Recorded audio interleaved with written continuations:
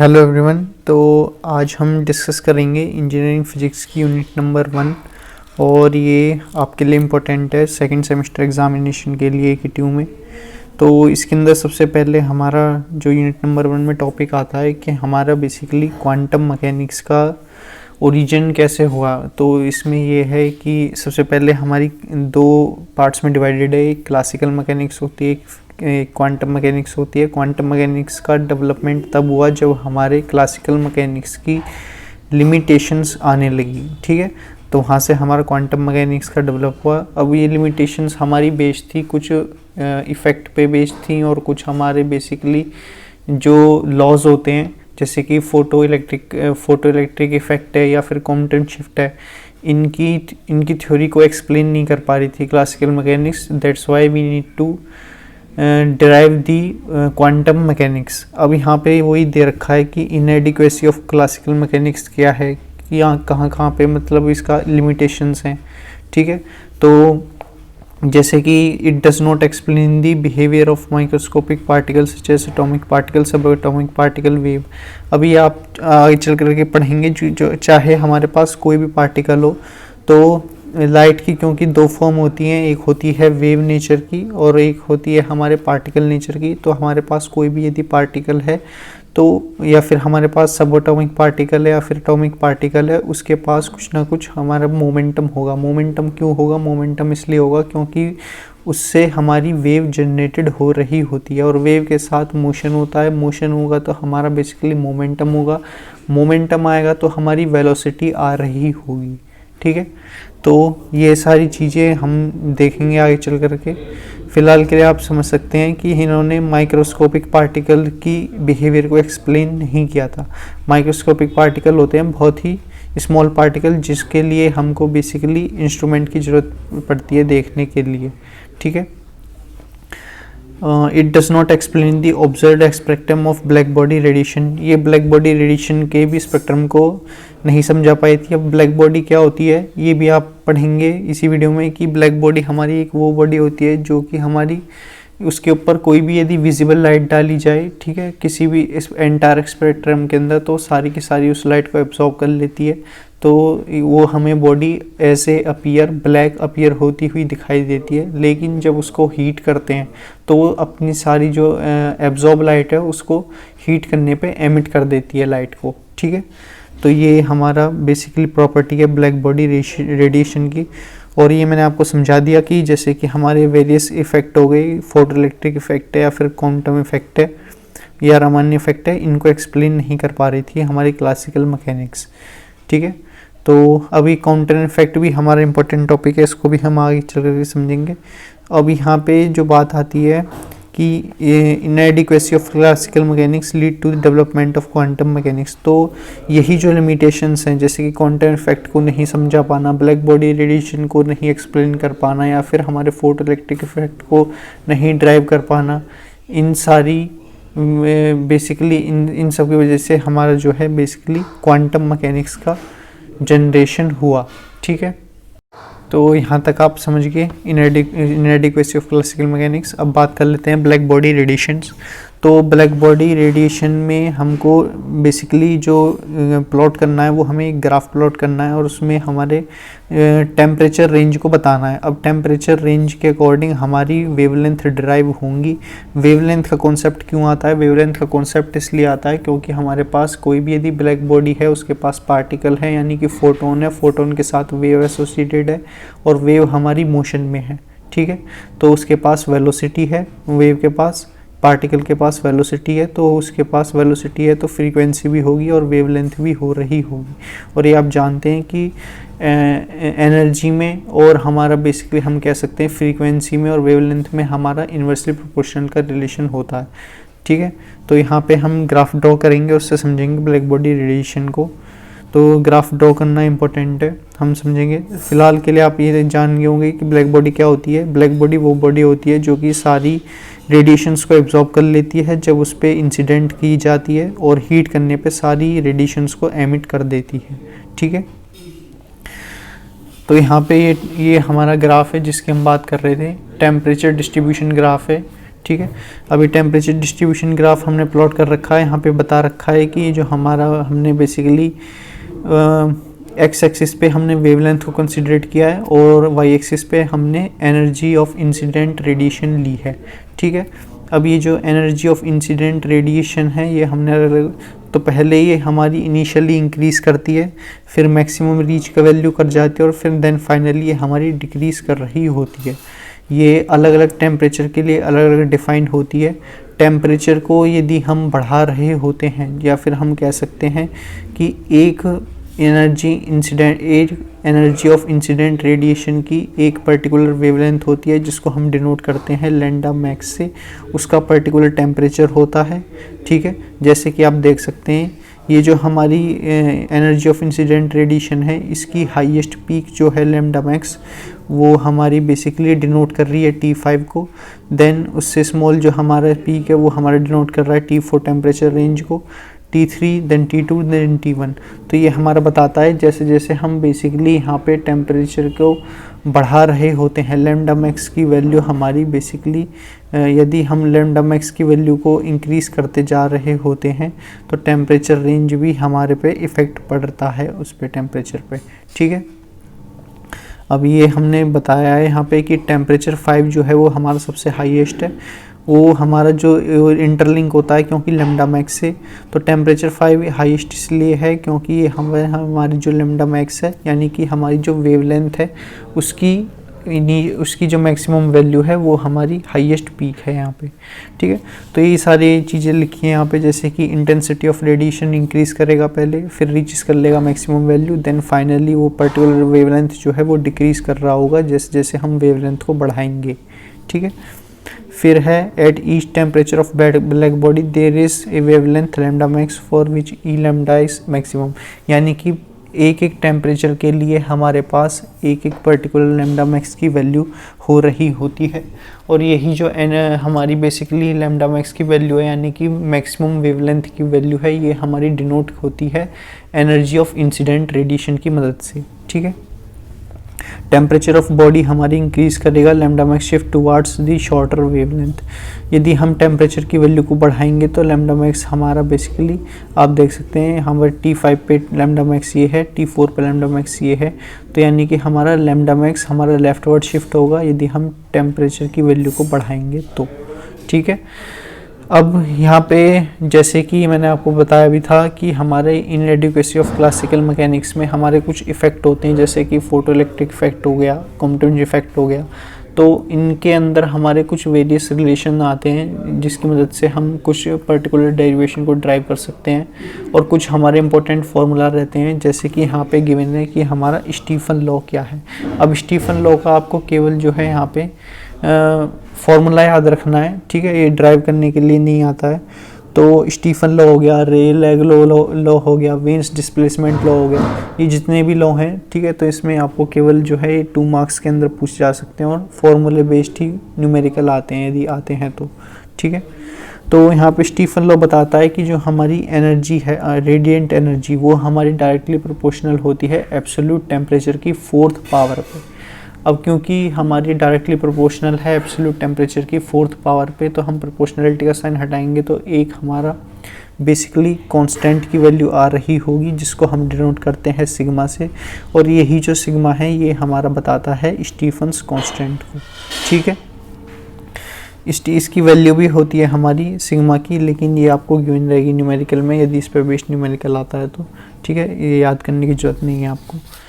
फिर नेक्स्ट आता है हमारा वेन्स डिस्प्लेसमेंट लॉ। तो यहाँ पे बताया गया है कि जो हमारी जो वेन्स डिस्प्लेसमेंट लॉ के अंदर जो हमारा रिलेशन रहता है टेम्परेचर के साथ वो हमारा इन्वर्सली प्रोपोर्शनल का रिलेशन रह रहा होता है, यानी कि वेवलेंथ जो है वो हमारी इन्वर्सली प्रोपोर्शनल होगी absolute temperature of the body के।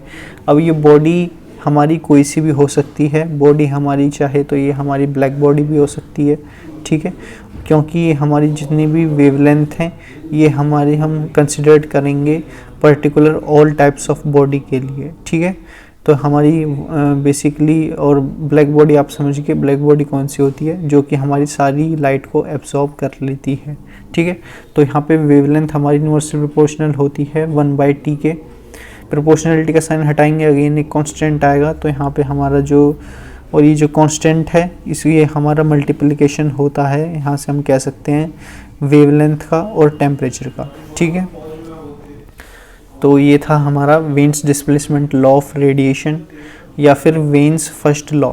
ठीक है, अब इसके अंदर हमारा veins second law of radiation आता है, जिसको हम वेन्स रेडिएशन फॉर्मूले के नाम से भी जानते हैं। केवल इसमें आपको फॉर्मूला ध्यान रखना है, और जो हमारे फॉर्मूले के अंदर कुछ वैल्यूज़ आएंगी उनको आप याद रख लेंगे तो बेटर है, वैसे वही गिवन होंगी आपके एग्जामिनेशन के अंदर यदि क्वेश्चन आता है तो यहाँ पे हमारा जो रिलेशन है ई लैम्डा डी लैम्डा, ये हमारा इक्वल होता है 8 pi h c by lambda to power 5 into d lambda by e to the power h c by lambda k T. अब ये आपको ध्यान रखना है, जैसे कि हमारा सी है ये स्पीड ऑफ लाइट को बताता है, एच हमारा प्लैंक्स कांस्टेंट है, इसकी वैल्यू 6.63 इंटू 10 पावर -34 जूल पर सेकेंड जूल सेकेंड रहती है। ठीक है, और ये के जो है ये हमारा बोल्ट्जमैन कांस्टेंट है, और लैम्डा ये हमारा वेवलेंथ है। ठीक है, और ये बाकी हमारे कांस्टेंट है। ठीक है, तो ये था रिगार्डिंग हमारा basically veins second law of radiation. इसकी एप्लीकेशन इसकी ये है कि ये हमारा केवल शॉर्टर वेवलेंथ के लिए ही एप्लीकेबल होता है, लॉन्गर वेवलेंथ के लिए हमारा ये एप्लीकेबल नहीं होता। लॉन्गर वेवलेंथ के लिए हमारे पास दूसरा लॉ है जिसको हम कहते हैं रेले-जीन्स लॉ। ठीक है, ये हमारा एप्लीकेबल होता है लॉन्गर वेवलेंथ रेंज के लिए बॉडी की। इसका फॉर्मूला है 8 पाई के T divide by lambda to the power 4 D lambda. ठीक है, तो यहाँ पे हमारा जो है बस रेले-जीन्स लॉ में और वेन्स डिस्प्लेसमेंट लॉ में हमारा रिलेशन है कि 1 लैम्डा की पावर कम हो जाती है और बाकी जो हमारा एक्सपोनेंशियल फैक्टर है वो रिमूव हो जाता है। और यहाँ पे हमारा बेसिकली सी की जगह जो हमारा स्पीड ऑफ लाइट था उसकी जगह बोल्ट्जमैन कांस्टेंट हमारा न्यूमरेटर में आ जाता है। ठीक है, तो आप कंपैरिजन कर लेना इसको, आसान सा है ये। और फिर आता है हमारा प्लैंक्स रेडिएशन लॉ। ठीक है, तो प्लैंक्स रेडिएशन, और ये मैंने आपको बता दिया कि जो हमारा रेले-जीन्स लॉ है ये हमारा लॉन्गर वेवलेंथ रेंज के लिए एप्लीकेबल होता है। अब प्लैंक्स रेडिएशन लॉ को ड्राइव करने के लिए हमको कुछ एजम्पशन लेने पड़े थे, जैसे कि एजम्पशन हमारे बेस्ड हैं कि हमारा जो ब्लैक बॉडी है उसकी जो सब वॉल्स हैं, ब्लैक बॉडी की वॉल्स रहेंगी, उसकी वॉल्स पे हमारे ऑसिलेटर अटैच रहते हैं। उन ऑसिलेटर की हमारे पास कुछ ना कुछ फ्रीक्वेंसी होती है जिससे वो हमारी लाइट को एब्जॉर्ब करने में मदद करते हैं, या फिर जब हम ब्लैक बॉडी को हीट करते हैं तो वहाँ से हमारी लाइट जो है एमिट हो रही होती है। तो ये हमारे ऑसिलेटर रिस्पॉन्सिबल होते हैं ब्लैक बॉडी की वॉल्स पे, जिसके कारण हमारी जो है ब्लैक बॉडी की करैक्टरिस्टिक्स पॉसिबल हो पाती है। इन ऑसिलेटर की कुछ ना कुछ एनर्जी रहती है जिसको हमने गिवन है यहाँ पे NH म्यू से हम डिनोट करते हैं। तो यहाँ पे अब वेरियस टाइप्स ऑफ ऑसिलेटर हैं, जैसे कि टाइप 1 ऑसिलेटर की जो एनर्जी रहेगी वो H म्यू रहेगी, टाइप 2 ऑसिलेटर की एनर्जी 2H म्यू रहेगी, टाइप 3 की 3H mu and so on. ठीक है, एन हमको डिनोट कर रहा है यहाँ से हमारा क्वांटम नंबर से, H मैंने आपको बता दिया, H हमारा प्लैंक्स कांस्टेंट है जिसकी value 6.63 into 10 to the power -34 joule second होती है, और म्यू हमारा ये फ्रीक्वेंसी है। ठीक है, तो अब थर्ड पॉइंट में इसमें गिवन है एक्सीलेटर डज नॉट एमिट और absorb radiation energy continuously but in certain multiple of packets of H mu. ये कह रहा है कि जो हमारे ऑसिलेटर होते हैं जो कि ब्लैक बॉडी की वॉल्स पे अटैच रहते हैं वो कंटिन्यूसली जो है एब्जॉर्ब या फिर एमिट नहीं कर पाते हैं, वो करते हैं certain multiple of packets of photon में। ठीक है, तो क्योंकि पार्टिकल है, पार्टिकल लाइट जो है हमारी ट्रैवल करती है वेव और पार्टिकल नेचर में, तो उसके पास फोटोन की करैक्टरिस्टिक्स होती है।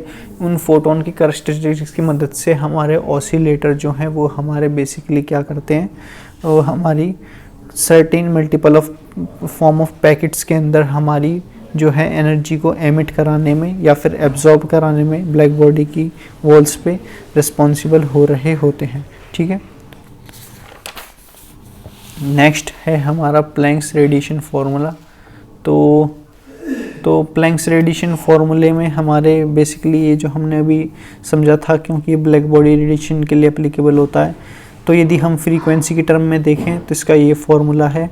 फ्रीक्वेंसी की आप जानते हैं, फ्रीक्वेंसी को हम म्यू से डिनोट करते हैं, तो इसकी वैल्यू हो जाएगी एनर्जी, और ये हमारा basically Planck radiation formula energy की टर्म्स में, एनर्जी और फ्रीक्वेंसी के रिलेशन की टर्म में है, तो 8 pi h mu cube divide by c to the power 3 d mu e to the power h mu by k T minus 1 है। और ये मैंने आपको समझा दिया, एच प्लैंक कांस्टेंट है, म्यू फ्रीक्वेंसी है, सी स्पीड ऑफ लाइट है, और के है हमारा बोल्ट्जमैन कांस्टेंट, टी है हमारा एब्सोल्यूट टेम्परेचर। ठीक है, नेक्स्ट हमने देखा, नेक्स्ट है हमारा बेसिकली कि वेवलेंथ के टर्म में यदि हमको फॉर्मूले को ड्राइव करना है तब हम लिख सकते हैं 8 pi h c divide by lambda to the power 5 d lambda divide by e to the power lambda k T minus 1। ठीक है, तो ये हमारे फॉर्मूले हैं जो आपको ध्यान रखने हैं कि फ्रीक्वेंसी के टर्म में हमारा कैसा फॉर्मूला एप्लीकेबल होता है। ठीक है, और वेवलेंथ के टर्म में हमारा क्या रिलेशन होता है प्लैंक्स रेडिएशन फार्मूले की मदद से। और ये जो यू म्यू डी म्यू है ये हमको रिप्रेजेंट कर रहा है एनर्जी डेंसिटी की मदद से। ठीक है, तो एनर्जी का रिलेशन फ्रीक्वेंसी के साथ और एनर्जी का रिलेशन वेवलेंथ के साथ, इसके अंदर हमारे दो फार्मूला आते हैं। ठीक है, नेक्स्ट है हमारा बेसिकली हमने जो बात की थी वेन्स डिस्प्लेसमेंट लॉ या फिर वेन्स हमारा लॉ ऑफ रेडिएशन जो है वो हम प्लैंक्स रेडिएशन फार्मूले की मदद से कैसे लिख रहे होते हैं। तो वहाँ पे हमको जो डिनोट करने के लिए आएगा, हम जानते हैं वेन्स जो हमारा फार्मूला था वो एप्लीकेबल था शॉर्टर रेंज के लिए। ठीक है, तो शॉर्टर रेंज में हमने ये सबसे पहले फार्मूला लिख दिया एनर्जी डेंसिटी की मदद से। और शॉर्टर रेंज, शॉर्टर वेवलेंथ लेते हैं, शॉर्टर रेंज लेते हैं, तो हम यहाँ पे हम लैम्डा को कंसीडर करेंगे। लैम्डा वेरी वेरी स्मॉल है। यदि ये हमारी लैम्डा की क्वांटिटी स्मॉल है तो overall quantity e to the power h c by lambda k t की हमारी काफ़ी बड़ी हो जाएगी 1 से, तो यहाँ से हम 1 को नेगलेक्ट कर सकते हैं। तो ओवरऑल फार्मूले के अंदर हमारा जो बनेगा यहाँ से हमारा -1 चला जाएगा, तो ये आएगा हमारा formula 8 pi h c divide by lambda the power 5 d lambda by e to the power h c by lambda k t. ठीक है, और तो ये था रिगार्डिंग हमने वेन्स लॉ को हम प्लैंक्स रेडिएशन फार्मूले की मदद से कैसे डिराइव कर सकते हैं। नेक्स्ट फार्मूला है हमारा कि रेले जीन्स लॉ। रेले जीन्स लॉ की मदद से हम प्लैंक्स रेडिएशन फार्मूले में कैसे ड्राइव कर सकते हैं। तो आप जानते हैं रेले जीन्स लॉ जो है वो हमारा बेसिकली हायर वेवलेंथ के लिए एप्लीकेबल होता है। अब रेले जीन्स लॉ हायर वेवलेंथ के लिए एप्लीकेबल है तो लैम्डा की वैल्यू को हम लार्ज ले लेंगे, और ये जो हमारा e to the power h c by lambda k T है ये हमारा रिलेशन आ जाएगा e to the power x के अंदर, और e to the power x की वैल्यू हो जाएगी यहाँ से हमारी 1 plus x square by 2 factorial. ठीक है, ये हमारी बेसिकली फार्मूला होती है e to the power x का, तो वही हमने यहाँ पे एप्लीकेबल किया है। अब ये 1 से 1 हमारा कैंसिल हो जाएगा, तो ओवरऑल जो वैल्यू बचेगी वो हो जाएगी हमारी 8 पाई के T lambda the power 4 into d lambda. ठीक है, ये हमारा बता रहा है, ये जो हमने रेले जीन्स लॉ ड्राइव किया है प्लैंक्स रेडिएशन फार्मूले की मदद से, ये हमको बताता है कि ये हमारा एप्लीकेबल होता है लॉन्गर वेवलेंथ के लिए। ठीक है, और वेन्स डिस्प्लेसमेंट फार्मूले के लिए हमने कंसिडर किया था कि वो एप्लीकेबल था हमारा शॉर्टर वेवलेंथ के लिए। ठीक, नेक्स्ट बात कर लेते हैं नेक्स्ट कॉन्सेप्ट की, वो है हमारा डी ब्रोगली हाइपोथेसिस। तो ये मैंने आपको समझा दिया था वीडियो की स्टार्टिंग में ही कि जो हमारा पार्टिकल है वो जो हमारी लाइट है वो ट्रैवल करती है वेव की फॉर्म में और बेसिकली पार्टिकल की फॉर्म में। पार्टिकल्स के पास हमारे कुछ फोटॉन्स रहते हैं, फोटॉन्स रहते हैं तो उनके पास एनर्जी रहती है, एनर्जी होगी तो वेवलेंथ होगी, वेवलेंथ होगा तो हमारे वेव का मोशन हो रहा होगा। अब यहाँ पे हमने एक एक फोटोन की मदद से हमने मल्टीपल पैकेट्स ऑफ फोटोन लिए हैं जिनको हायर वेलोसिटी प्रोवाइड कराई है। अब क्योंकि हमने यहाँ पे हायर वेलोसिटी प्रोवाइड कराई है तो वेव मोशन हमारा आ रहा होगा, तो ये हमको डिनोट कर रहा है वेव मोशन से। अब क्योंकि वेव मोशन हमारा यहाँ पे हो गया है डी ब्रोगली हाइपोथेसिस में, तो यहाँ पे हमारा कुछ ना कुछ मोमेंटम आएगा, वेव का मोमेंटम आएगा तो मास आएगा, वेलोसिटी आएगा। ठीक है, और हमने ये लिखा है यहाँ पे, आप देख भी सकते हैं कि according to de Broglie concept, a moving particle always have wave associated with it, यानी कि मूविंग पार्टिकल के साथ हमारी वेव एसोसिएटेड होती है, उसके कुछ मास होता है, मोमेंटम होता है। तो वही हमने रिलेशन लिखा है अब लैम्डा की टर्म्स में, जिसकी वैल्यू होती है h/p। h हमने समझा दिया क्या था, प्लैंक्स कांस्टेंट था। p यहाँ पे हमारा मोमेंटम है, और मोमेंटम की वैल्यू मास इनटू वेलोसिटी होती है। ठीक है, अब नेक्स्ट है हमारा expression of de Broglie wavelength of photon. तो de Broglie wavelength of photon की मदद से हम कैसे एक्सप्रेशन को ड्राइव कर सकते हैं। यहाँ पे हमको दो रिलेशन लेने हैं, पहला लेना है एनर्जी मास रिलेशन, सेकंड लेना है एनर्जी ऑफ फोटोन का रिलेशन प्लैंक थ्योरी की मदद से। ठीक है, तो ये हम समझ गए। यदि ये हमने फ्रीक्वेंसी के टर्म में लिखा है अब, और यदि हम वेवलेंथ के टर्म में लिखते तो h/ हमारा लैम्डा की वैल्यू h/p आती। ठीक है, और ये हमने फ्रीक्वेंसी के टर्म में लिखा है तो एनर्जी की वैल्यू हमारी hμ आएगी, और एनर्जी मास रिलेशन से इन दोनों इक्वेशन को इक्वेट कर देंगे तो फाइनली हमारी वेवलेंथ की वैल्यू h/mc आ जाएगी। c हमारा डिनोट कर रहा है स्पीड ऑफ लाइट को, यानी कि यदि फोटोन है तो फोटोन हमारा जो मोशन करेगा, वेव जनरेट कर रहा होगा, कई सारे मल्टीपल पैकेट्स ऑफ फोटोन जब मूव करेंगे हायर वेलोसिटी से वेव जनरेट करेंगे, तो उनकी जो वेलोसिटी का रिलेशन आएगा उसको हम स्पीड ऑफ लाइट की टर्म में मेजर करेंगे। ठीक है, वेलोसिटी में मेजर नहीं करेंगे, वेलोसिटी में केवल हम मटेरियल पार्टिकल को मेजर करेंगे, और फोटोन के लिए हम स्पीड ऑफ लाइट को कंसिडर कर रहे होंगे। अब यहाँ पे कुछ अदर रिलेशंस भी हैं, जैसे कि डी ब्रोगली वेवलेंथ और काइनेटिक एनर्जी में क्या रिलेशन है, जिसके कारण हमारा जो जैसे कि हम जानते हैं काइनेटिक एनर्जी हमारा हाफ mv² होता है, तो यहाँ से हमने मास से मल्टीप्लाई डिवाइड किया है तो ये हो जाएगा 1/2m × m²v²। अभी जो हमारा m × v है, यहाँ से हमारा मोमेंटम की वैल्यू आ जाएगी, तो ये ओवरऑल बन जाएगा p²/2m। ठीक है, यहाँ से हमने रूट ले लिया, तो फाइनली हम जानते हैं डी ब्रोगली वेवलेंथ की मदद से कि वेवलेंथ की वैल्यू हमारी Planck constant divided by momentum होती है। ये हमने देखा था डी ब्रोगली हाइपोथेसिस में। यहाँ से आप देख सकते हैं लैम्डा की वैल्यू h/p है, तो लैम्डा की वैल्यू यदि h/p है तो यहाँ से हम p की वैल्यू रख देंगे यहाँ पे, और फाइनली जो हमारी इक्वेशन बनेगी वो हो जाएगी लैम्डा = h/√2m E_k। ठीक है, और ये जो हमारा E_k है ये एनर्जी हमने काइनेटिक टर्म्स में ली है। ठीक है, नेक्स्ट रिलेशन है हमारा बेसिकली डी ब्रोगली वेवलेंथ और टेम्परेचर का। तो यहाँ पे अब हम जो टेम्परेचर कंसिडर करेंगे वो हम एब्सोल्यूट टेम्परेचर कंसिडर करेंगे। तो इसकी वैल्यू होती है एनर्जी की टर्म्स में, टेम्परेचर की टर्म में 3/2 kT। के यहाँ पे आपका बोल्ट्जमैन कांस्टेंट है और T आपका टेम्परेचर है। तो फाइनली हम वैल्यू को सब्स्टिट्यूट कर देंगे तो फाइनली जो हमारी इक्वेशन बनेगी वेवलेंथ की आएगी, फाइनली इक्वेशन निकल करके वो हो जाएगी हमारी h/√3m kT। ठीक है, ये हमारा रिलेशन है टेम्परेचर का। और इससे पहले बात की थी हमने बेसिकली काइनेटिक एनर्जी की टर्म में। नेक्स्ट हम लेते हैं फोटोन को, जब उसके पास वो जो हमारा फोटोन या फिर पार्टिकल है वो जब एक्सीलरेटेड होता है तो उसके पास पोटेंशियल डिफरेंस होता है। ठीक है, पोटेंशियल डिफरेंस है तो यानी कि v हमारा आएगा फॉर्मूले के अंदर, तो E_k की वैल्यू qv हो जाएगी, लैम्डा की वैल्यू h/p होती है, तो यहाँ से हमने √2m E_k लिख दिया। E_k की जगह हम चार्ज इनटू वेलोसिटी पोटेंशियल लिख सकते हैं। ठीक है, charge into potential difference v, capital V लिखेंगे, तो यहाँ से हो जाएगा h/√2m kqv। ठीक है, तो ये था रिगार्डिंग हमारा बेसिकली पोटेंशियल डिफरेंस फॉर्मूले की मदद से। नेक्स्ट है हमारा बेसिकली इलेक्ट्रॉन, जब वो वेवलेंथ कंसिडर्ड करेगा, यानी कि इलेक्ट्रॉन को हम जब डी ब्रोगली वेवलेंथ से वेव बनाएगा वो, यानी कि वेव कब बनाएगा, कोई भी हमारा फोटोन वेव तब बनाएगा जब वो मोशन में होगा और वो certain multiple form of packets की फॉर्म में प्रेजेंट हो रहे होंगे, तभी हमारी वेव जनरेट होगी। ठीक है, तो यहाँ से हम लिख सकते हैं इलेक्ट्रॉन के लिए चार्ज की वैल्यू E के इक्वल हो जाएगी, तो यहाँ से हम लिख सकते हैं लैम्डा की वैल्यू h/p हो जाएगी √2m qv, तो q की जगह E रख देंगे।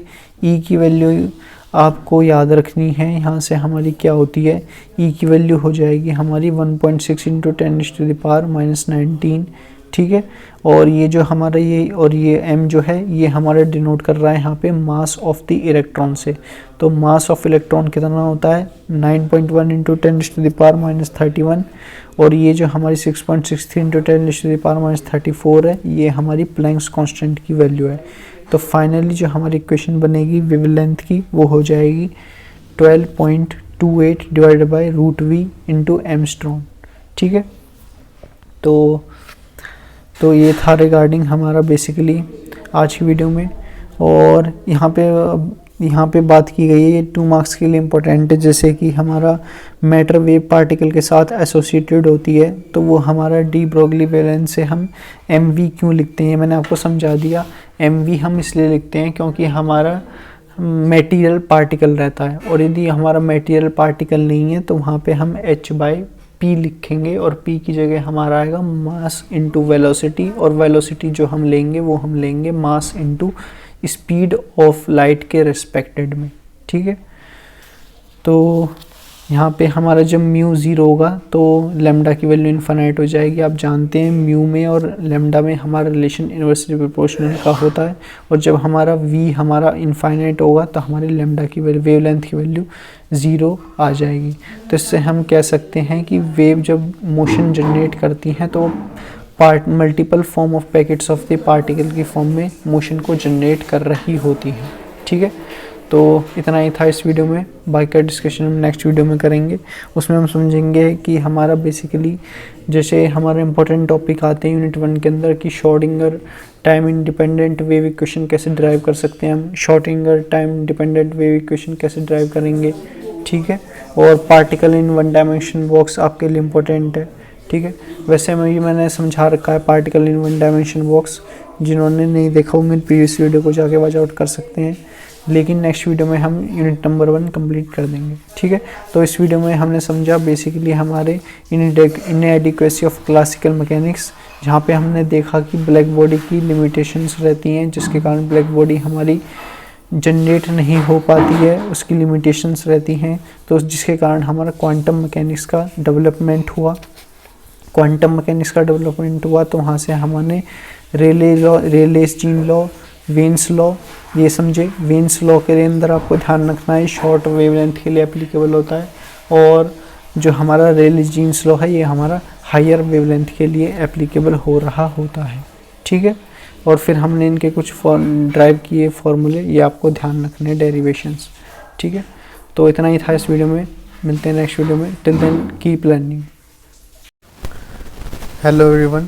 तो आज हम यूनिट नंबर 1 का रिमेनिंग पार्ट कवर करेंगे। इसमें हम टॉपिक्स पढ़ रहे होंगे particle in 1 dimension box, Schrodinger time dependent wave equation और Schrodinger time independent wave equation और टाइम डिपेंडेंट वेव इक्वेशन। ठीक है। तो श्रोडिंगर की इक्वेशन सीखेंगे और हम पार्टिकल इन 1 डायमेंशन बॉक्स सीखेंगे।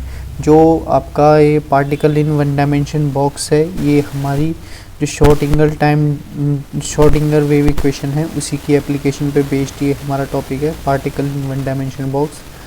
तो आइए समझते हैं इसको। तो सबसे पहले इस पार्टिकल इन 1 डायमेंशन बॉक्स से हमारा मतलब है हम कोई भी एक पार्टिकल कंसिडर करेंगे और वो जो पार्टिकल है वो हमारा फ्री पार्टिकल होगा, उसको हम 1 डायमेंशन बॉक्स के अंदर ले रहे होंगे। ठीक है।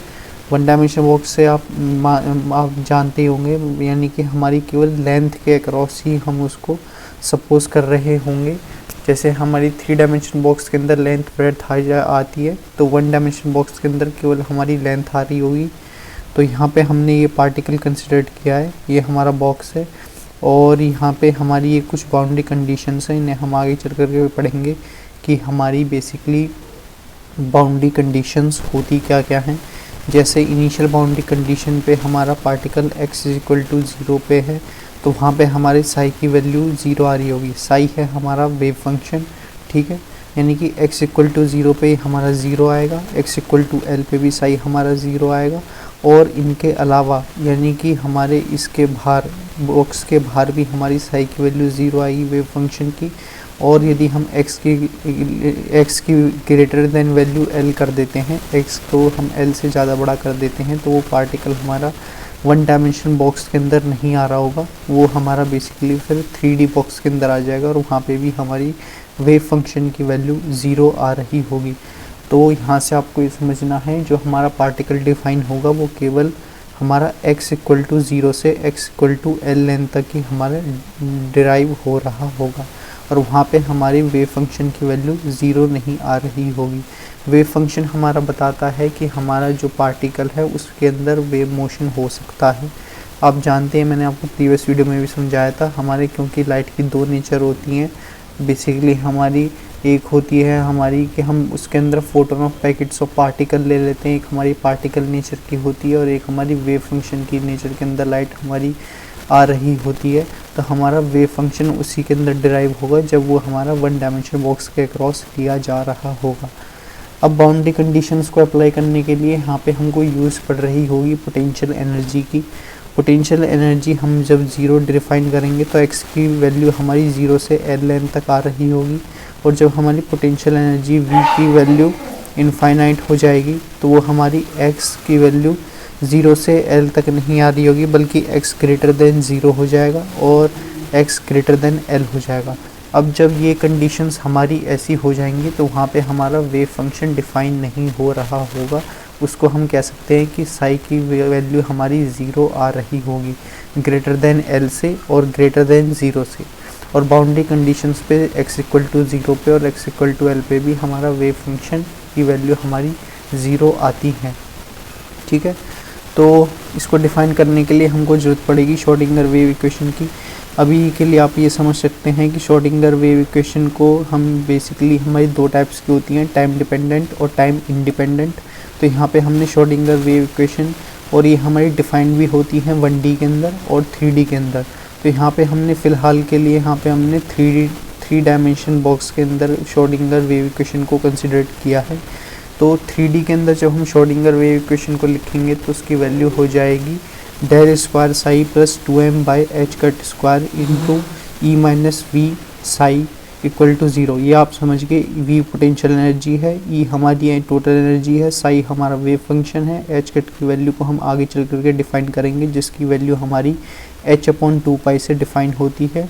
और यहाँ पे डेल जो है ये हमारा डेल्टा ऑपरेटर है जो हमारा बता रहा है कि यहाँ पे हम बेसिकली इसको ड्राइव करने के लिए particle in one dimension box को ओवरऑल ड्राइव करने के लिए डेल्टा का यूज़ करेंगे और इसको हम डिफरेंशिएट कर रहे होंगे आगे चल करके। ठीक है, तो यहाँ पे हमने 1D के अंदर कंसिडर किया है। अब क्योंकि हमारा पार्टिकल वन डायमेंशन बॉक्स के अंदर है तो श्रोडिंगर वेव इक्वेशन जो हम यूज़ करेंगे वो केवल 1D बॉक्स के लिए यूज़ कर रहे होंगे, यानी कि वहाँ पे हमारा y कंपोनेंट और z कंपोनेंट नहीं आ रहा होगा, तो केवल x कंपोनेंट आएगा। तो del square psi by del x square, या फिर हम इसको कह सकते हैं ये हमारा डेल जो है ये हमारा डाइवर से डिनोट किया जाता है क्योंकि ये हमारा रिप्रेजेंट करता है पार्शियल डिफरेंशिएशन को। ठीक है, तो टोटल डिफरेंशिएशन हमारा अलग होता है, पार्शियल डिफरेंशिएशन अलग होता है। जब भी हमको टोटल डिफरेंशिएशन लिखना होगा तो वहाँ पे हम d यूज़ करेंगे, और यहाँ पे हम बेसिकली डाइवर यूज़ करते हैं पार्शियल डिफरेंशिएशन के लिए।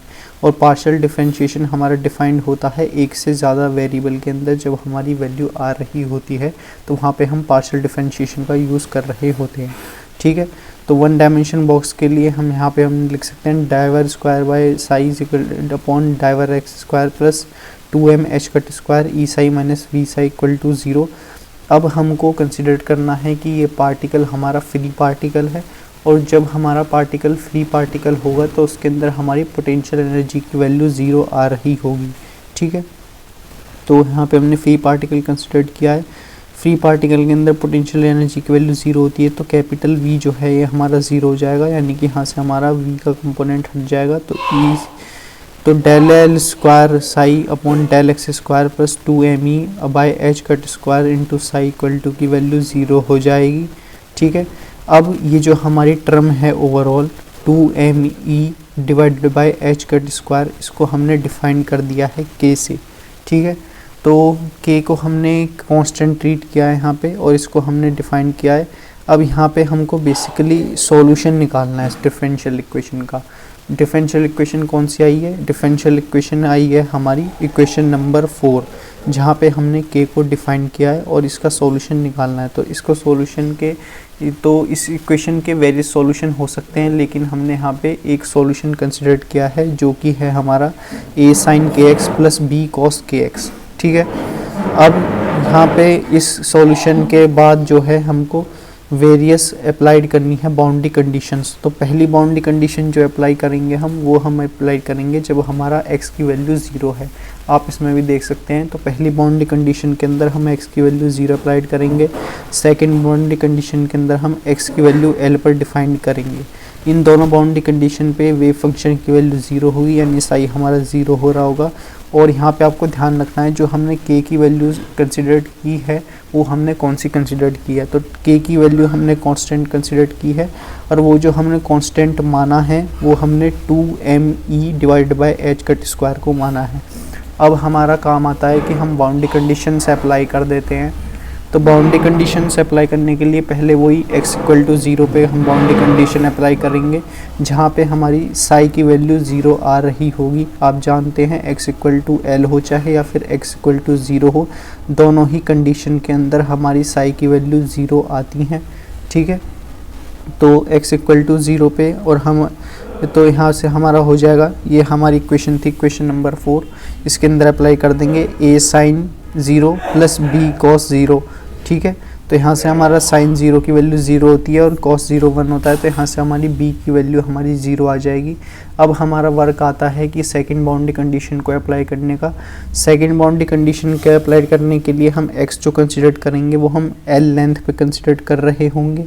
l लेंथ पे कंसिडर करेंगे तो यहाँ पे भी हमारी साई की वैल्यू 0 आएगी। और अब हमारे पास एक और नई टर्म आ गई है जो कि डिफाइंड है, जहाँ पे हमारा जो कांस्टेंट b है वो भी 0 आ रहा होगा। ठीक है, तो x इक्वल टू l पे साई की वैल्यू 0 हो जाएगी और b की वैल्यू 0 हो जाएगी। अब इसको हम पुट कर देंगे सॉल्यूशन ऑफ डिफरेंशियल इक्वेशन के अंदर, जहाँ पे हम लिख सकते हैं a साइन के एल प्लस 0। तो यहाँ से हम लिख सकते हैं साइन के एल की वैल्यू 0, और ये डिफाइंड है हमारे multiple integral of the sine function, जिसको हम डिफाइन कर सकते हैं n पाई से।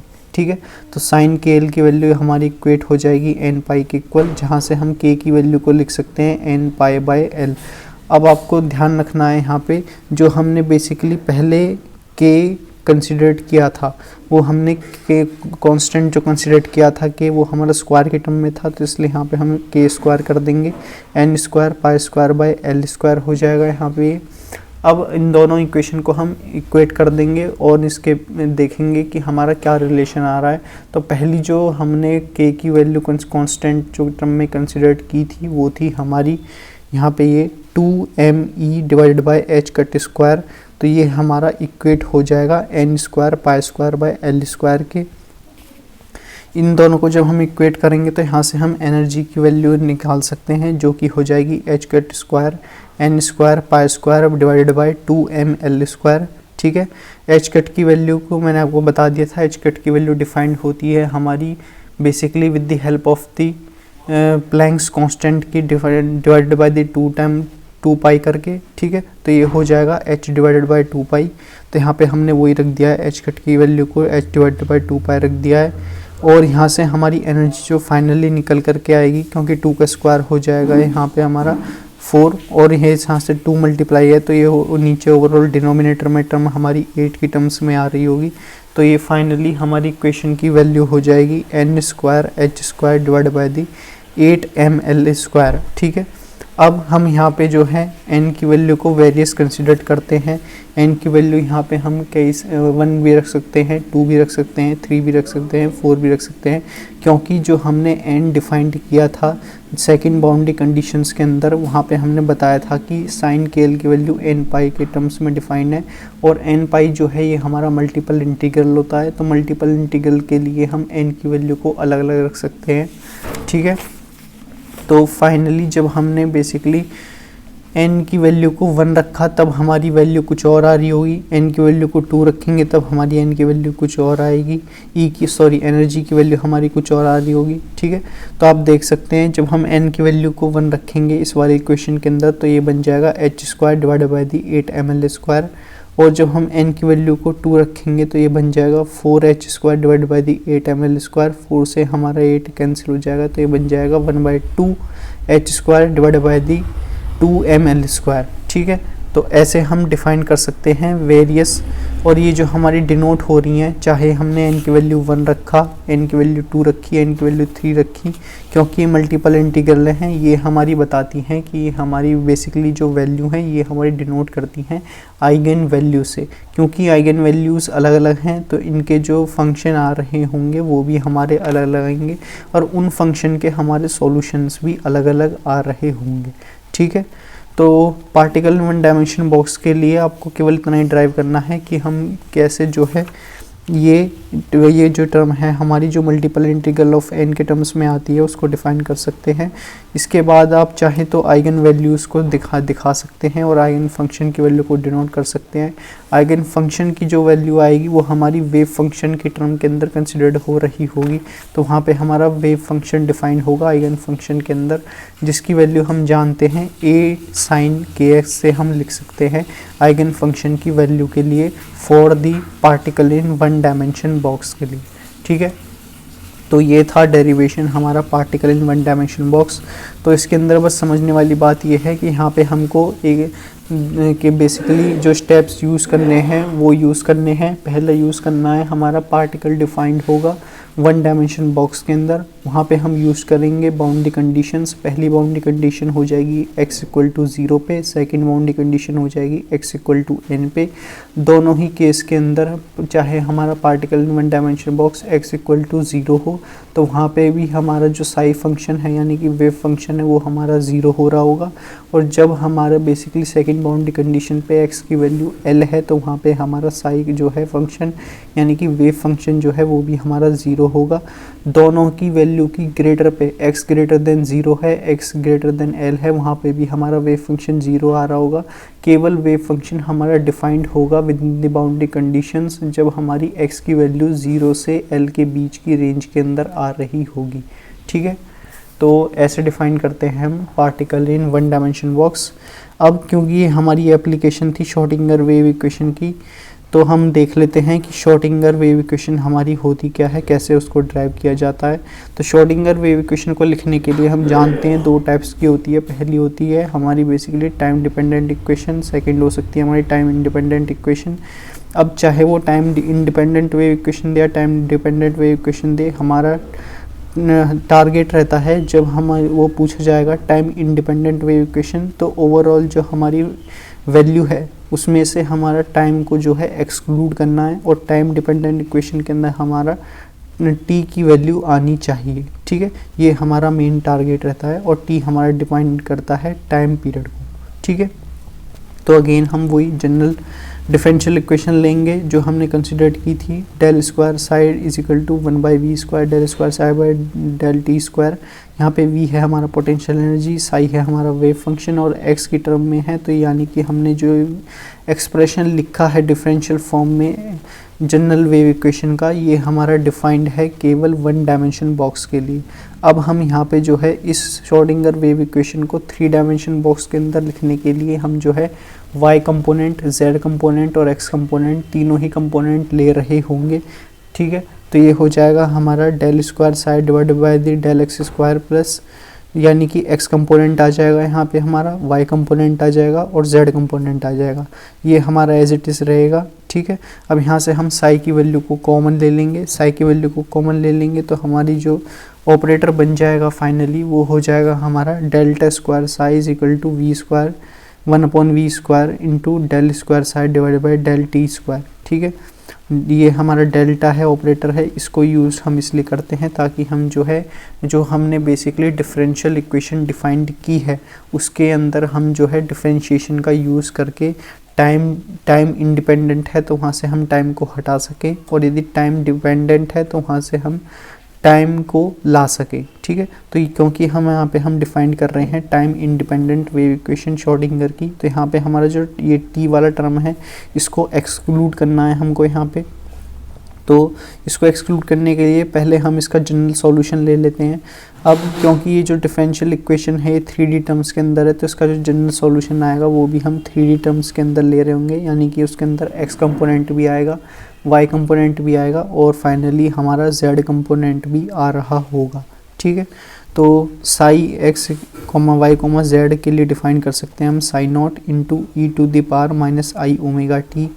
अब यहाँ पे जो है ये हमारी इक्वेशन आई, इक्वेशन नंबर 3, इसको डिफरेंशिएट कर देंगे टी की टर्म में, क्योंकि हमारा टी को हमें यहाँ से एक्सक्लूड करना है, टी को हटाना है। तो ये हो जाएगा del psi by del t is equal to psi not into minus i omega into e to the power minus i omega t.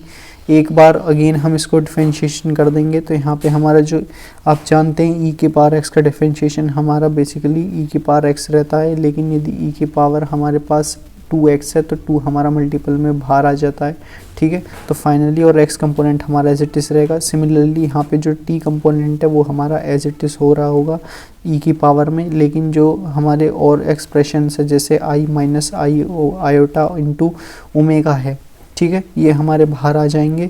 और ये आप जानते हैं ये साई हमारा वेव फंक्शन है, टी टाइम है, आयोटा ये हमारा आई आयोटा है, और ये जो म्यू ये ओमेगा है ये हमारा डिफाइंड हो रहा है एंगुलर फ्रीक्वेंसी से। और एंगुलर फ्रीक्वेंसी का फॉर्मूला होता है हमारा बेसिकली 2 पाई म्यू। और यदि यहाँ पे हम फ्रीक्वेंसी की टर्म में हटा करके वेवलेंथ की टर्म में लिखना चाहें तो फाइनली हमारा वो हो जाएगा c बाय लेमडा से, क्योंकि ये हमारा पार्टिकल कैसा है, यहाँ पे हम फोटोन पार्टिकल नहीं लेकर के फ्री पार्टिकल ले रहे हैं, तो v बाय लेमडा हमारा ये आ रहा होगा इसके अंदर, ठीक है। यदि फोटोन होता तो फोटोन आप जानते हैं फोटोन के अंदर हमारी जो v है वो हमारी 0 नहीं होती, तो वहाँ पे हम स्पीड ऑफ लाइट से वो ट्रैवल करता है, तो c बाय लेमडा हमारी इक्वेशन में आ रहा होता, ठीक है। क्योंकि ये फ्री पार्टिकल है तो यहाँ पे हम v बाय लेमडा लिख देंगे। और ये फ्री पार्टिकल जो हमने कंसिडर किया है किसके एप्लीकेशन की मदद से कंसिडर किया है, हमने शॉर्टिंगर वेव इक्वेशन की मदद से कंसिडर किया है, ठीक है। और जो कि डिफाइंड होती है और इसका एप्लीकेशन है हमारा particle in one dimension box के अंदर, ठीक है। तो फाइनली यहाँ से हमारी जो इक्वेशन ओवरऑल बन जाएगी वो हमारी v बाय लेमडा के टर्म्स में आ जाएगी ये इक्वेशन। अब हम जानते हैं ये जो हमारा v स्क्वायर है, यहाँ पे हमने बेसिकली अब जो लेमडा की वैल्यू है वेवलेंथ की उसको पुट किया है, यानी कि हम वेवलेंथ की वैल्यू को h बाय p लिख सकते हैं, ठीक है। h है हमारा प्लैंक्स कांस्टेंट, p है हमारा मोमेंटम। अब जब भी हमारा मोमेंटम आएगा तो उसका कुछ ना कुछ मास हो रहा होगा और वो पार्टिकल जो भी है वो हमारा v वेलोसिटी से मूव कर रहा होगा, ठीक है। तो यहाँ पे हमने अगेन वही किया है, जो p की वैल्यू लिखी थी वहाँ पे हमने मास लिखा है और वेलोसिटी लिखी है, ठीक है। अब हमने फाइनली यहाँ पे किया है कि जो हमारा h कट था उसकी वैल्यू को भी यहाँ पे हमने इक्वेट कर दिया है। h कट की वैल्यू हम जानते हैं h बाई 2 पाई से डिनोट करते हैं। तो फाइनली हमारी जो ओवरऑल इक्वेशन बन जाएगी वो बन रही होगी del square psi is equal to 1 by v square into minus v square m v square divide by h cut square into psi, ठीक है।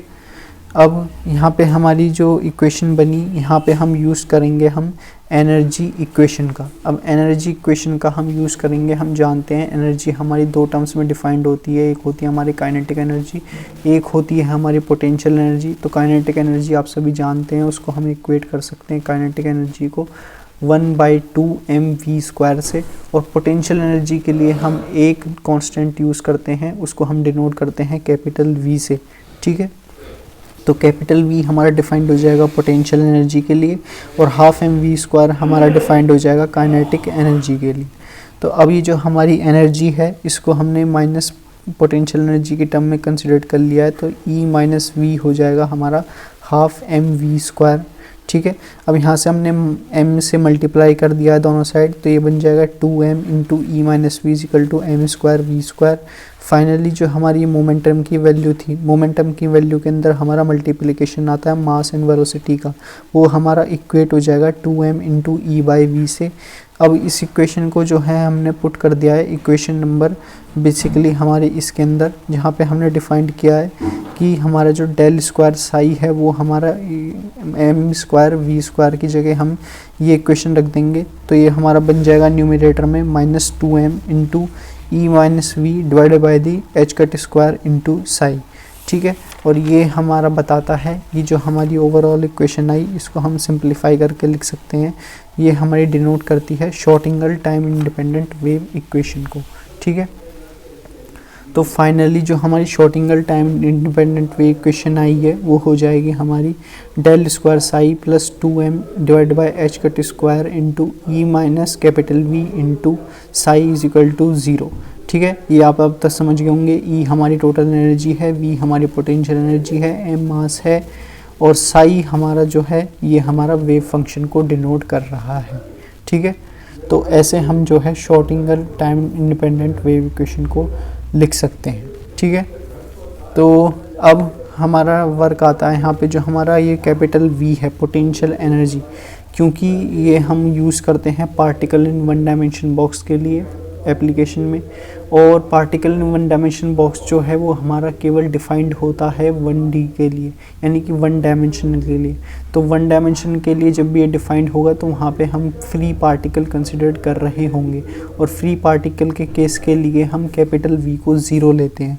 तो फाइनली हमने वही किया है, कैपिटल वी को 0 इक्वेट कर दिया है। तो फाइनली जो हमारी इक्वेशन बन जाएगी वो हो रही होगी del square psi plus 2m divide by h cut square into e psi is equal to 0। ठीक है, तो हमारी Schrodinger time independent wave equation एक हो जाएगी हमारी ये इक्वेशन नंबर 1, और एक हम डिफाइन कर सकते हैं जब हमारी फ्री पार्टिकल के केस में कैपिटल वी की वैल्यू 0 हो जाएगी, तब हम Schrodinger time independent wave equation को ये लिख सकते हैं। ठीक है, अब बात कर लेते हैं नेक्स्ट टॉपिक की, जो हमारा बताता है कि Schrodinger time dependent wave equation को हम कैसे लिखेंगे। तो इसको रिप्रेजेंट करने के लिए, टाइम डिपेंडेंट वेव इक्वेशन को रिप्रेजेंट करने के लिए यहाँ पे हमारे पास एक जनरल गिवन डिफरेंशियल इक्वेशन होगी, उसका सॉल्यूशन लेंगे, लेकिन उस सॉल्यूशन के अंदर हमारा बेसिकली जो है टाइम फंक्शन नहीं आ रहा होगा। तो हमारा टारगेट होगा कि टाइम फंक्शन को ड्राइव करना और उसके अंदर हमारी ओवरऑल इक्वेशन के अंदर टाइम का फंक्शन लाना, क्योंकि हमको टाइम डिपेंडेंट वेव इक्वेशन की श्रोडिंगर को डिफाइन करना है। ठीक है, तो आप देख भी सकते हैं हमने जो बेसिकली यहाँ पे जनरल वेव इक्वेशन कंसिडर्ड की है for the Schrodinger wave equation में, वो psi equal to psi naught e minus e to the power i omega t considered किया है। इसको हम बेसिकली डिफरेंशिएशन कर देंगे तो ये बन जाएगा psi equal to psi naught minus i omega e to the power minus i omega t, और ये जो हमारी ओवरऑल वैल्यू है psi not into e to the power minus i omega t, इसको हम साई के इक्वल लिख सकते हैं क्योंकि ये हमारी जनरल सॉल्यूशन के लिए डिफाइंड है वेव इक्वेशन। ओमेगा आप समझ गए होंगे अब तक एंगुलर फ्रीक्वेंसी होता है, और एंगुलर फ्रीक्वेंसी की वैल्यू हमारी 2 पाई म्यू के इक्वल आ रही होती है। ठीक है, अब हम यहाँ पे हमारा टारगेट है कि यहाँ पे हम इसको एनर्जी के टर्म में डिफाइन करें। तो इससे पहली वाली टाइम इंडिपेंडेंट वेव इक्वेशन में हमने जो है एंगुलर फ्रीक्वेंसी को वेवलेंथ के टर्म में कंसिडर किया था, यहाँ पे हम एनर्जी के अंदर कंसिडर कर रहे होंगे, और जब भी हमारी एनर्जी आएगी वो हमारी मल्टीप्लिकेशन होती है एच म्यू के, या फिर आपने पढ़ा भी होगा, हमने बताया था कि जो एन टोटल एनर्जी की वैल्यू है वो हमारी एन एच म्यू के लिए इक्वल होती है for the black body spectrum. ठीक है, अब उसके अंदर हमारे क्या डिफाइंड होते हैं, वहाँ पे हमारे ऑसिलेटर्स होते हैं। तो ऑसिलेटर्स की हमारी डिफरेंट फ्रीक्वेंसी के अंदर डिफरेंट एनर्जी की वैल्यू आ सकती है। जब हमारी एन की वैल्यू 1 रहेगी तो एच म्यू रहेगी, टाइप 2 एनर्जी के अंदर 2 एच म्यू हो जाएगी, टाइप 3 एनर्जी के अंदर हमारी 3 एच म्यू हो जाएगी। ठीक है, तो वहाँ से हम E is equal to h mu लिख सकते हैं। तो यहाँ से हमारी V की वैल्यू हो जाएगी E बाई एच। ठीक है, तो फाइनली हमने जो डिफरेंशिएशन करके ऑब्टेन की equation Sai into minus i omega, इसको हम यहाँ पे लिख देंगे। ठीक है, तो Sai into minus i omega की जगह हम लिख सकते हैं माइनस आयोटा इंटू ओमेगा की जगह हम लिख देंगे ई बाई एच कट। ठीक है, और ये हम लिख सकते हैं यहाँ पे जो हमारा एच कट है इसकी वैल्यू होती है एच डिवाइड बाई दी 2 पाई। ठीक है, तो यहाँ से हमारी ई साई की वैल्यू हो जाएगी h cut i d psi by d t, या फिर डाइवर साई बाई डाइवर टी। ये हमारा बेसिकली टोटल एनर्जी है, ये हमारा वेव फंक्शन है, और ये हमारी टाइम के टर्म्स में हमारी जो सॉल्यूशन था पहले गिवन डिफरेंशियल इक्वेशन का, वो हमारे टाइम्स की टर्म में आ गया है। ठीक है, तो आप देख सकते हैं यहाँ पे हमारा टाइम का फंक्शन आ गया है इस सॉल्यूशन के अंदर। अब हमारा टारगेट है कि हम जो है Schrodinger time dependent wave equation को कैसे लिख सकते हैं। तो पहले जो हमने इक्वेशन नंबर कंसिडर की थी, इक्वेशन नंबर 2, जहाँ पे हमारा फ्री पार्टिकल की वैल्यू भी थी टोटल एनर्जी की वैल्यू थी, मास की वैल्यू थी और वेव फंक्शन साई डिफाइन था। उसके अंदर हम यहाँ पे पुट कर देंगे ओवरऑल इस वैल्यू को, यानी ई साई की वैल्यू को यहाँ पे रख देंगे। तो del square psi plus 2m divide by h cut square into h cut into i d psi by d t minus v omega into is equal to 0। यहाँ से हमने एच कट बाई 2m हमने यहाँ से common ले लिया है, तो यहाँ से हमारा बन जाएगा h cut divide by 2m into del square psi plus h cut i into डाइवर साई बाई डाइवर t minus v omega equal to 0। और ये हमारी डिफाइंड होती है Schrodinger time dependent wave equation के इक्वल। ठीक है, तो यहाँ से हम Schrodinger time dependent wave equation को ड्राइव कर सकते हैं। और यहाँ से आप देख भी सकते हैं जो हमारी ओवरऑल इक्वेशन आई है ये हमें बता रही है कि यहाँ पे हमारा t का फंक्शन यानी कि टाइम पीरियड का फंक्शन आ गया है, जो कि डिनोटेड में है डिनोमिनेटर के अंदर, जिसको हमने रिप्रेजेंट किया है डाइवर साई बाई डाइवर टी से। ठीक है, अब ये जो हमारी ओवरऑल वैल्यू आई इसको हम अगेन थोड़ा सा सिंप्लीफाई करके एक न्यू ऑपरेटर का डिफाइन कर सकते हैं। उस ऑपरेटर को कहते हैं हम बेसिकली हैमिल्टन ऑपरेटर। तो ये जो हमारी ओवरऑल वैल्यू है h cut i del psi by del t is equal to v omega minus h cut square by 2m into del square psi into omega. तो यहाँ से हमारी जो वैल्यू है यहाँ से हमने इक्वेट कर दी है, साई फंक्शन को हमने कॉमन ले लिया है। तो ओवरऑल जो वैल्यू बन जाएगी वो हो जाएगी हमारी E into psi is equal to capital H into omega. और ये जो H है ये हमारा डिनोट कर रहा है हैमिल्टन ऑपरेटर से। ठीक है, तो इसको आप डिफाइन भी नहीं करना चाहे तो कोई ज़रूरी नहीं है, लेकिन आपको ध्यान रखना है कि हमारा एक Schrodinger time dependent wave equation से एक हमारा हैमिल्टन ऑपरेटर भी ड्राइव हो सकता है। ठीक है, और वो कैसे ड्राइव होता है, वहाँ से हम वेव फंक्शन को कॉमन ले लेते हैं और जो h cut i del psi by t है इसको हम एक लेफ्ट साइड में ला करके इक्वेट कर देते हैं। ठीक है, एच की वैल्यू जो बन जाएगी यहाँ से हम हैमिल्टन ऑपरेटर की वो हो जाएगी v minus h cut square by 2m into divide by 2m into delta. ठीक है, ये हमारी इक्वल आ जाएगी एच की वैल्यू। ठीक है, तो इस वीडियो में हम इतना ही रखते हैं। इस वीडियो में आप समझ गए, हमने बेसिकली श्रोडिंगर वेव इक्वेशन देखी। और श्रोडिंगर वेव इक्वेशन हमारी जो होती हैं वो दो टाइप्स की होती हैं। पहली होती है time independent wave equation, second होती है हमारी टाइम डिपेंडेंट वेव इक्वेशन।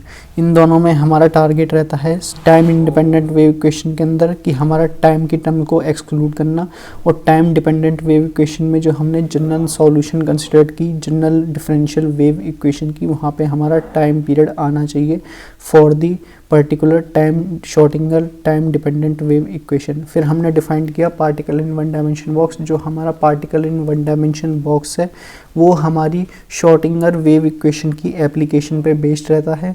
वहाँ पे हम यूज़ करते हैं फ्री पार्टिकल, दो बाउंड्री कंडीशन अप्लाई करते हैं x equal to 0 x equal to l पे।